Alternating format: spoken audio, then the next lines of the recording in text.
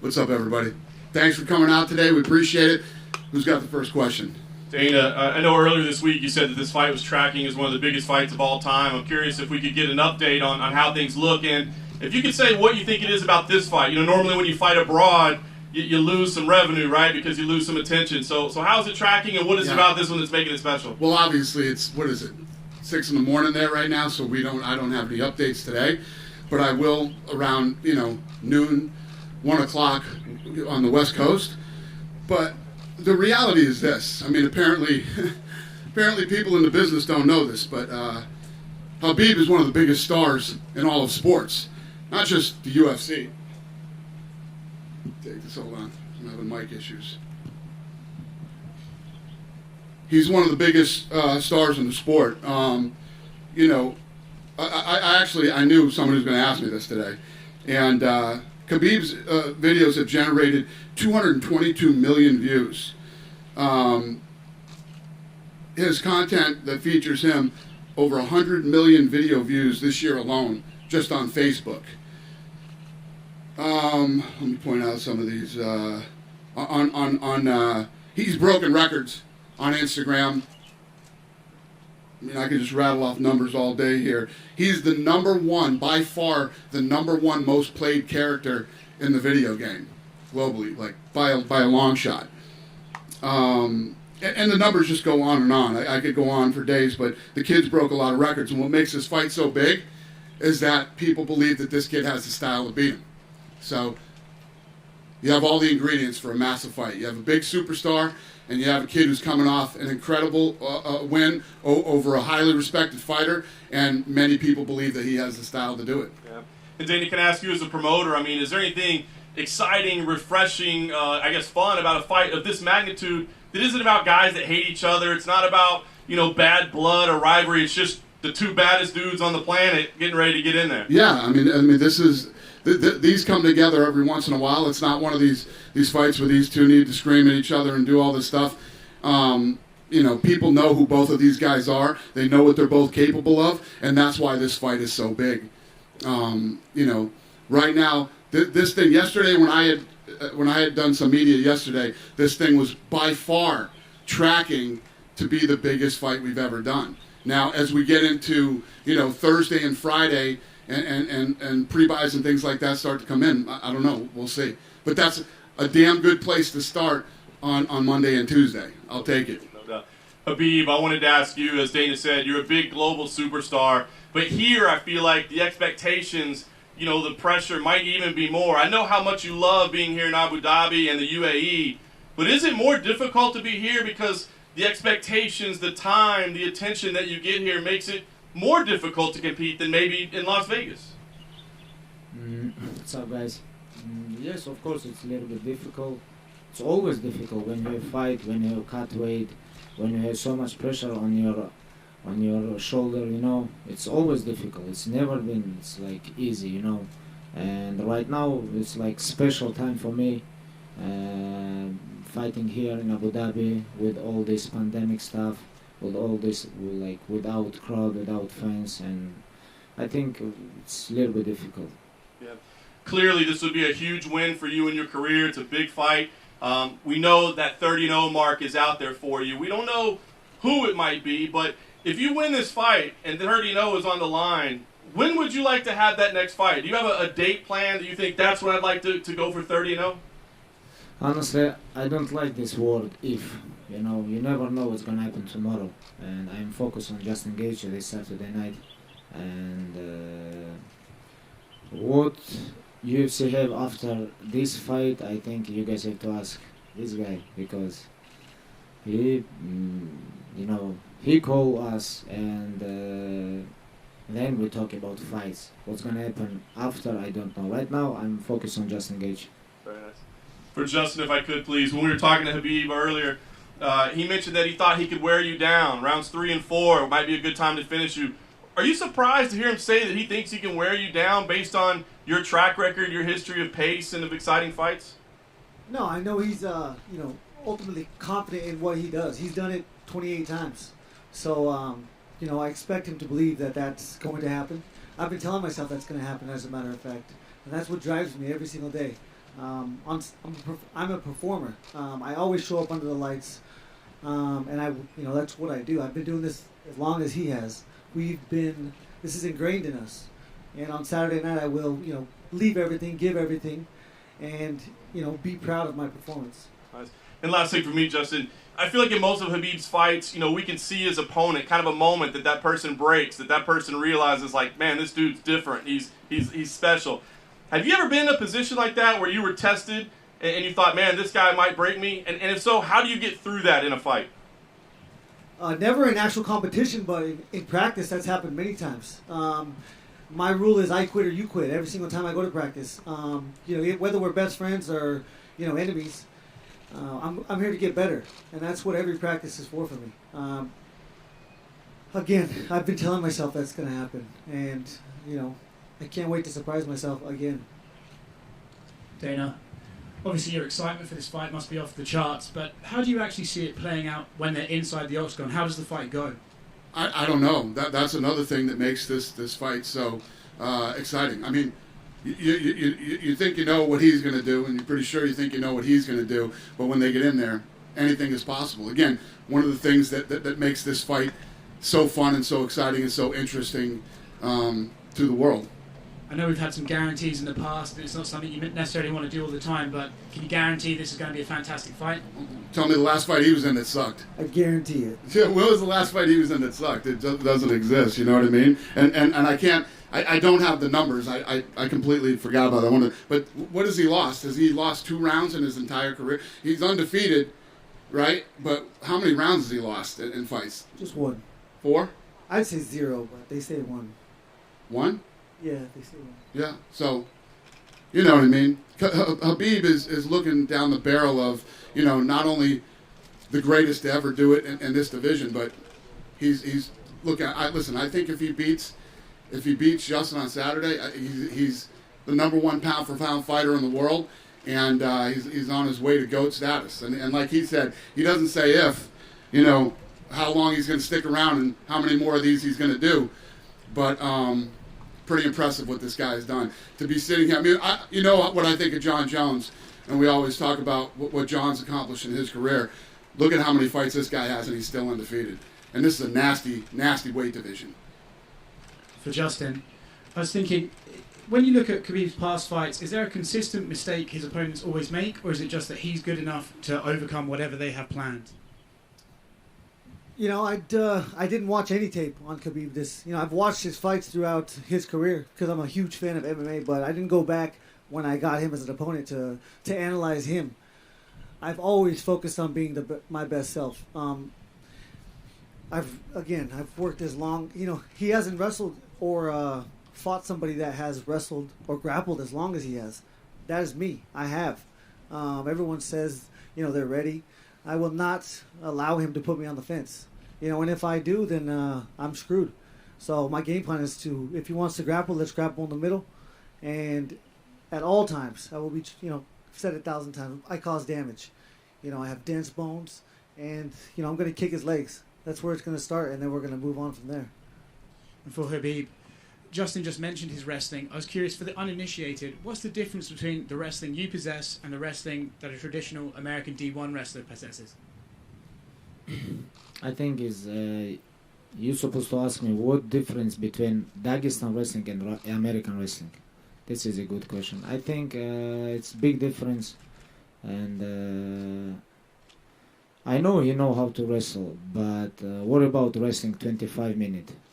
It's gonna be like I told DC today, like when you fight with Stipe Miocic last time, you grab his leg one time and you take him down, and he get up very quickly, and that's it, and you finish. And other minutes all going stand up, but between me and DC is big difference. In if I'm gonna try to take him down once and he gonna defend is good, I'm gonna try. I'm gonna go all night, I'm gonna go all night. This is big difference between U.S. wrestling and Dagestan wrestling. And then, when it comes to Justin Gaethje, what does he do specifically for your legacy that your previous opponents have not done?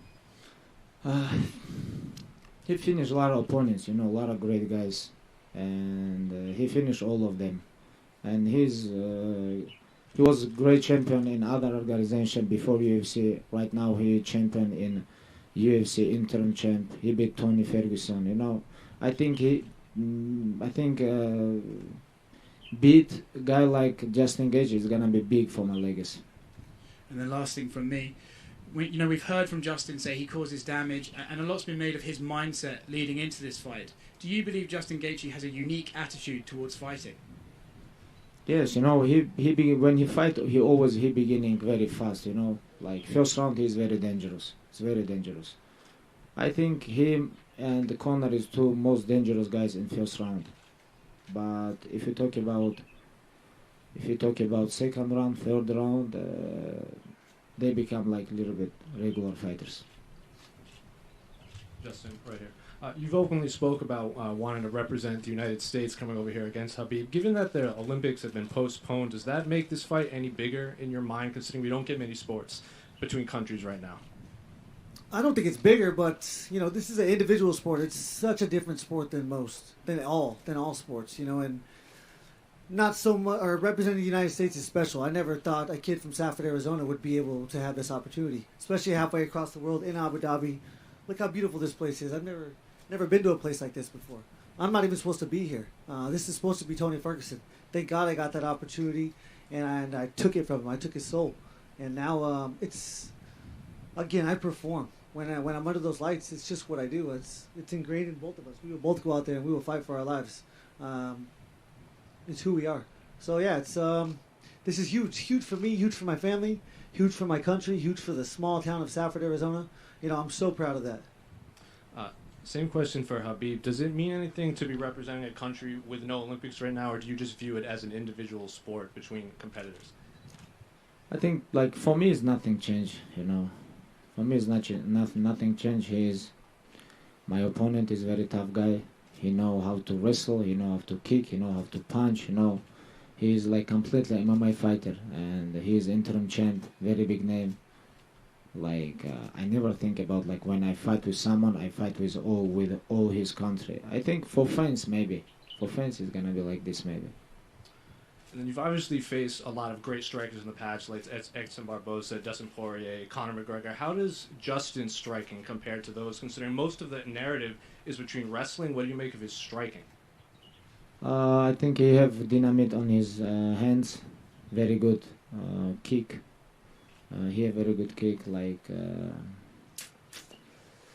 they all good when they stand up. But when I grab them, it's changed a little bit, And I think more than Dustin and Conor and other guys, he know how to wrestle. It's gonna be a little bit hard, but I prepare myself to try to take him down 100 times. It's gonna be very interesting Saturday night. Same question for Justin. What do you make of Khabib's striking? We don't see a lot of it. I know you said you don't watch tapes, but given the fights that you have seen of his, does his striking compare to anyone else you've Be careful with my jab, brother. I have good jab. He has a lot of good things. Everything's unorthodox, and at different times.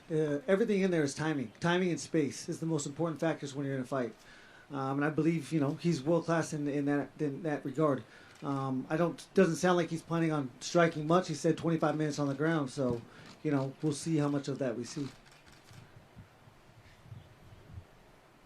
Justin Gaethje right here. Justin, we saw on the embedded that you were able to bring your parents over to Abu Dhabi. I mean, that's a long flight. This is a whole big trip. Just, I guess, mentally, what difference does it make having them here physically with you? My parents have never been flown international. They got to fly business class. They've never flown business class. My dad retired a little bit over a year ago. He worked 37 years in a copper mine. My mom is still in the, she's going to retire after this. If this fight starts, if that bell rings at the beginning, then I will secure that she will retire after this fight. And she's been there for, I think, 35 years. They've never had a chance to fly international. Every piece of money they had, it went into me and my brother and my sister, giving me the opportunities. We're 2 hours from any city. going school clothes shopping was a vacation for us. We would get up and we would go to wrestling tournaments. We had to drive 2-3 hours. Sometimes we had to stay the night, and they financially took, hits every single time that we did that. And nothing is better on earth than being able to repay that. And that's for them to be here. It doesn't. When I step in that octagon, nothing matters. They're not there. My coach Trevor Whitman is there. That's the only voice that I could hear, and that's all that matters to me. But I'm very happy that they get to experience this. Khabib, at an event that honored your father, you spoke to the public and you said how important it was to be a great role model outside of competition. Outside of MMA, what are you most proud of that you've been able to contribute as you become a bigger celebrity and a star? It's a lot of things. It's like most important thing for me is stay close with your family, with your friends, with your close people. It's because famous money, today you champion, tomorrow everything can change, and you never know what's gonna happen. Most important thing for me, it's family. I'm so proud of about these things because I think I was a good kid for my parents. On that note, a lot of people were touched by the piece done by UFC on BT Sport, animated, telling the story of you and your father. Can you give us your thoughts on just that video? It's a great video. A lot of people send me this video, It's a great video. I really like this. Dana, my last one for you. Before we were used to, the big fight, it has to happen in Las Vegas. It's just how it's always been done. As you got a star like George St. Pierre, you made it clear that he does that great business in Canada, that's where you're going to keep him. We know you signed a great deal with Abu Dhabi. Is Khabib a guy that you would strictly keep on this side of the world, or do you see him going back to Vegas in the future? Well, the deal that we signed with Abu Dhabi was over the next 5 years, 5 fights in 5 years. And then the pandemic hit, and, we were looking for a place to go, and thank God we ended up here. But no, these fights can happen. If the world comes back to normal, fights can happen anywhere. Like I say, I'm just looking at Saturday. I don't know what's going to happen in the United States and the rest of the world going into 2021. But I'm hoping we can get back to normal soon and start traveling around and having fans back. Would you say, we're used to the world tour and things like that. Obviously, that's impossible right now. But would this fight have been one that maybe you take these guys around the world to build up the fight? I don't know. I mean, listen, this thing, if you look at, we've been going like this through the whole pandemic. Our numbers continue to rise, and we've been super successful throughout this thing. I was just looking at this thing, too. UFC 254 total impressions is 23 billion. So when you start talking about, how is this such a big fight? And it's just, the world is not the same as it was 8 months ago. Everything is completely different now. And, this is a massive fight that didn't even need a world tour to pull 23 billion impressions.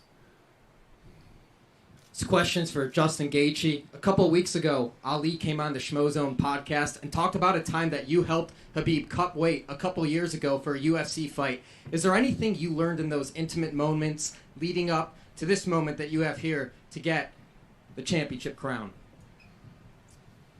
Listen, I've been cutting weight my whole life. He's been cutting weight his whole life. There's nothing fun about it. So if I'm around and you're struggling, then I'm going to lend a helping hand. It doesn't matter who you are. I just happened to be in the situation at the time, and it's who I am. It's nothing more than that. I didn't go into the situation to learn about him or about his mindset. I was there to help because he needed some help at the time, just in that 1 minute. It's questions for Khabib. You want to be known as the greatest of all time, or one of the greatest of all times. You have a lot of respect for the Mike Tysons, the Muhammad Alis.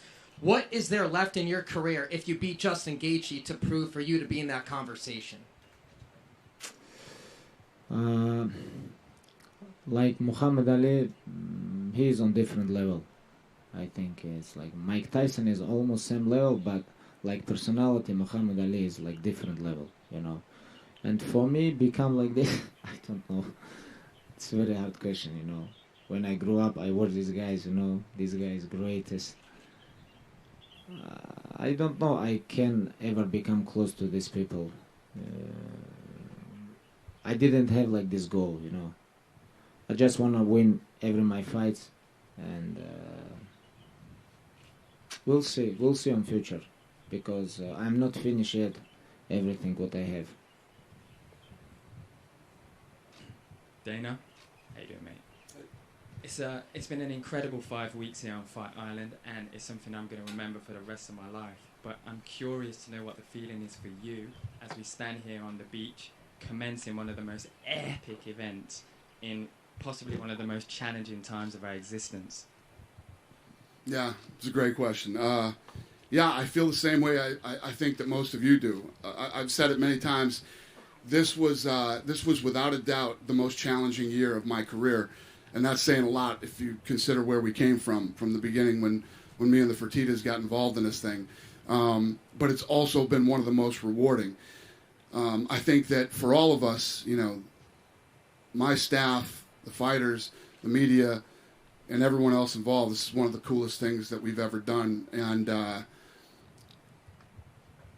I'll never forget it. Yeah, I'll never forget it. I ain't gonna lie, I'm ready to get home.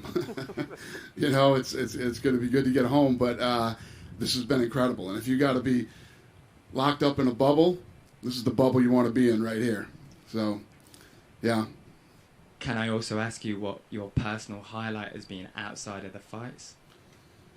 Yeah, I think the entire experience. I don't think you can go anywhere in the world where you're going to get this kind of service, attention to detail.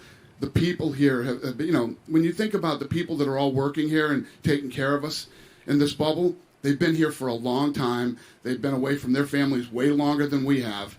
And this is their second stint here after the first Fight Island. So the attitude of the people here, and it's just, there isn't a bad experience through this entire thing, man. And if you need something or something's not right, these people take care of you. This is hospitality to another level, and I can't thank them all enough. It's been an amazing experience. Awesome. Thank you for the opportunity as well. Thank you. Khabib, you're a man of loyalty, a man of passion, and a man of dignity. But what are some of the other things that you want people to remember you for when you retire from the sport of mixed martial arts?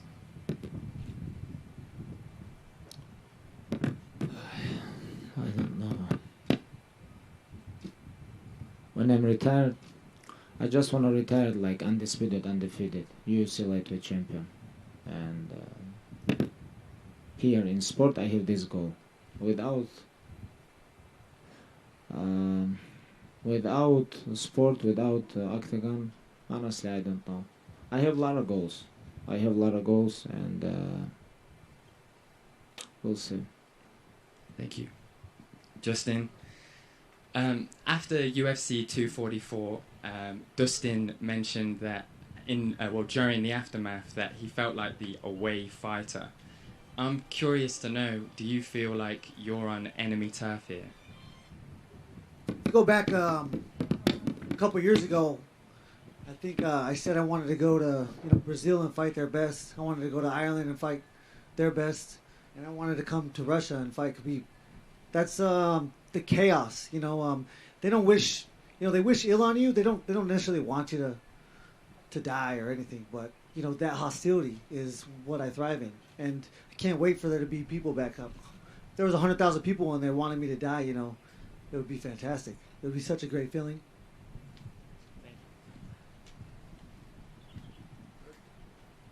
All right, thank you guys. We appreciate it. I'm going to square these guys off for photo ops.